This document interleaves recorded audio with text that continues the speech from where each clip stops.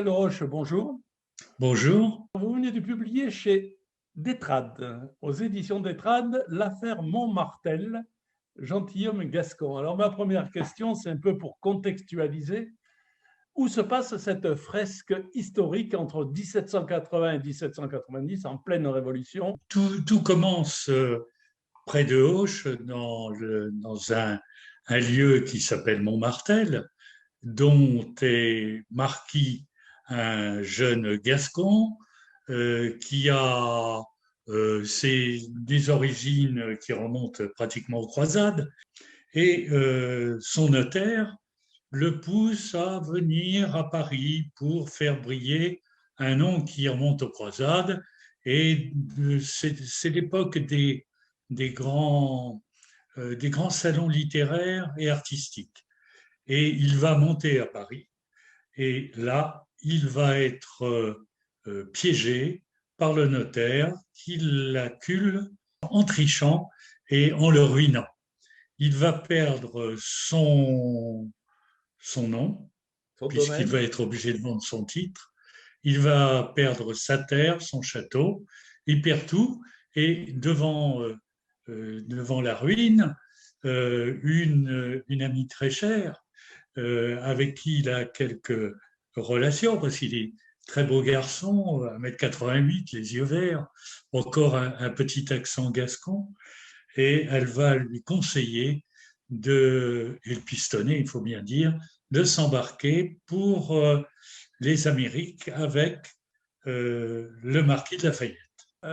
Il est sur l'Hermione arrive en Amérique et j'aimerais que vous nous parliez un petit peu de la géostratégie politique terrestre et maritime de Lafayette et de l'amiral de Grasse. D'abord, faut rappeler le contexte historique général. On parle beaucoup de Lafayette en tant que héros américain qui a sauvé pratiquement à lui tout seul la Révolution américaine. Il n'était pas seul. On oublie beaucoup de noms prestigieux qui se sont embarqués à cette époque, dont tous les fils de famille, les cadets de famille. Qu'est-ce qu'un cadet d'une famille aristocratique en France? En Allemagne, c'est différent. Qu'est-ce qu'il peut faire quand il n'a pas reçu le titre puisqu'il est cadet et il n'a rien? Son seul pouvoir, c'est une épée et un nom. Et il va s'engager dans des régiments de cadets, dont on connaît les cadets de Gascogne, les fameux de Carmont de Casteljaloux, que Rostand a célébré dans Cyrano. Et donc il part aux États-Unis, et là il sera l'aide de camp de Lafayette, qui l'a connu dans les salons. Alors là, on est dans le roman. Dans l'histoire, tous ces cadets de famille sont donc partis lutter contre l'anglais en Amérique et reviendront un jour farcis d'idées démocratiques et républicaines, tout simplement. Et ce sont eux qui ont fait la Révolution française. Alors justement, on arrive à ma question sur la révolution des idées. Ils reviennent en France et j'aimerais un petit peu que vous nous parliez du rôle de ces idées via Franklin, Lafayette qui revient en France, les loges contrat social, les neuf sœurs. Comment ça se passe? On est dans une ambiance qui a commencé à la moitié du XVIIIe siècle, dans les années 1750. Les Anglais, depuis le premier tiers du XVIIIe siècle, avaient créé des loges maçonniques à peu près dans tous les ports français, des loges qui étaient destinées à eux-mêmes. Ces loges se sont ouvertes aux Français, et c'était le seul lieu où l'on pouvait parler librement, où l'on pouvait penser librement.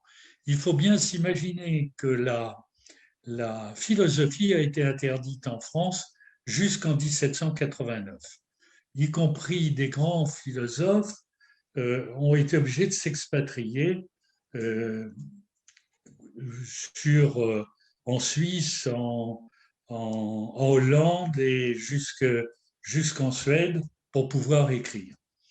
Donc on est dans cette ambiance à l'intérieur des loges qui phosphore, qui commence à penser la démocratie. Le mot démocratie va être inventé, réinventé plutôt, par Montmorency-Luxembourg qui dirige effectivement le Grand Orient sans en être pourtant le grand maître et va se l'appliquer à sa propre loge et à lui-même et à toute l'obédience. C'est-à-dire que pour avoir un plateau, un poste d'officier dans une loge, il faut être élu.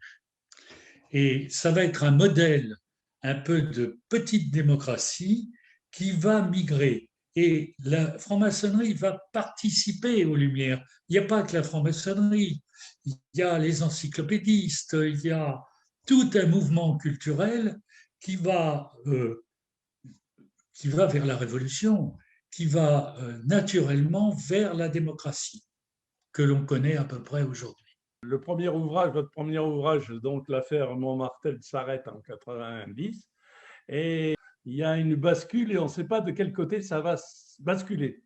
Est-ce que ce sera sur monarchie constitutionnelle ou république sans chef? Alors, il y a les deux frères du roi qui ont manœuvré en dehors de toute considération familiale et historique. Ils ont manœuvré un peu l'un contre l'autre, mais surtout contre leur frère Louis XVI. Ils ont, ils se sont appuyés sur aussi la fortune de la bourgeoisie naissante. Et ils voulaient instaurer absolument une monarchie constitutionnelle à l'anglaise. Il ne faut pas oublier que les premiers j'allais dire guillotiner, non, elle n'existait pas, mais à décapiter un roi, 100 ans avant nous, avant la France, ce sont les Anglais. Et qui ont, à partir de ce moment-là, inventé la monarchie constitutionnelle. Donc le modèle de démocratie, pour moi, c'est l'Angleterre. Même si les Français n'aiment pas beaucoup les Anglais, il faut leur reconnaître ça. Et ces deux frères du roi, et vous avez parfaitement raison de dire que entre 89 et 90, la France hésite entre ces deux modèles. Il y a trois tensions. Il y a une tension monarchie constitutionnelle avec Provence, une autre constitutionnelle avec son frère Artois et une troisième composante plutôt républicaine, représentée un peu par le phosphore ce qui se pense dans les loges maçonniques. Justement, on comprend en lisant cet ouvrage que vous avez sérieusement travaillé sur plein de sources. Et j'aimerais que vous nous disiez un petit peu sur quelles sources vous avez travaillé. Parce que j'ai cru comprendre que vous avez travaillé aussi sur les archives du Grand Orient de France. Oui, j'ai travaillé d'abord sur mon fil conducteur est un peu la biographie de Lafayette, euh, qui, euh, qui a une histoire que tout le monde connaît, qui jusqu'en 1790, Lafayette a été héroïque. Il a pratiquement été un héros national, et il l'est toujours un héros national américain, parce qu'il a sauvé un régiment pendant la bataille de Saratoga. Et le premier président, qui était général à ce moment-là, Washington, l'a nommé lieutenant général de son armée. Mais autant il est brillant en Amérique, autant il est jeune, fougueux, intelligent, autant quand il revient en France, il sera un peu à côté de la plaque jusqu'à sa mort. Si j'ai bien compris, vous êtes également conférencier au musée de la rue Cadet, au musée de la maçonnerie française. J'aimerais que vous nous parliez un petit peu de ce qu'en visitant ce musée, on peut y retrouver et quelles sont les anecdotes un peu étonnantes que vous avez découvertes dans les archives du Grand Orient de France. Qu'est-ce qu'on y trouve? Toute l'histoire, au travers de documents, au travers de faïences, au travers de tableaux, au travers de ce qu'on appelle des tabliers, c'est-à-dire les décors que portent tous les francs-maçons quand ils sont en réunion. Donc on parcourt toute l'histoire de France et qui se croise fatalement à l'histoire de la franc-maçonnerie. On va démarrer par l'évocation de la franc-maçonnerie du Moyen Âge, des compagnons qui ont des constructeurs de cathédrales.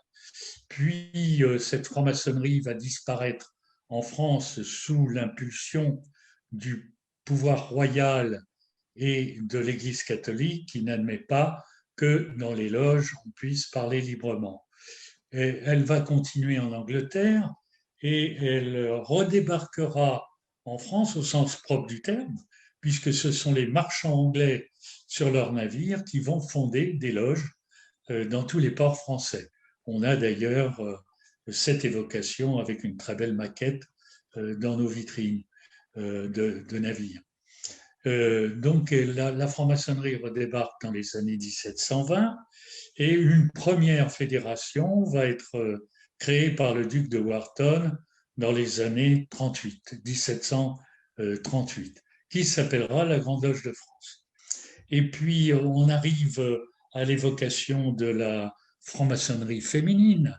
Les femmes ont toujours été présentes, aussi bien en Angleterre qu'en France, les femmes ont toujours été présentes en franc-maçonnerie.